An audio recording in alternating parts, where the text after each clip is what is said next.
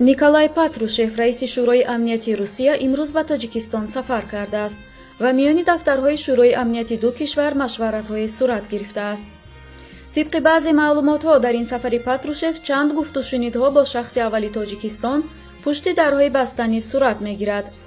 یک نفر از دولان حکومت تاجیکستان که خبر سفر پاتروشف را به پیام داد، با شرط افشا نشدن نامش گفت علاوه بر گفت و شنیدهای رسمی با رئیس شورای امنیتی روسیه ضمن این سفرش چند ملاقات غیر پروتکلی نیز در نقشه است.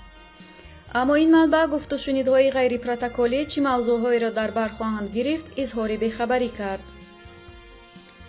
گفتنی است اخیراً کشور روسیه به خاطر تقویت امنیت تاجیکستان شمار تجهیزات نظامی و اسلحه به ارزش 5 میلیون دلار را در اختیار نیروهای مسلح تاجیکستان قرار داد.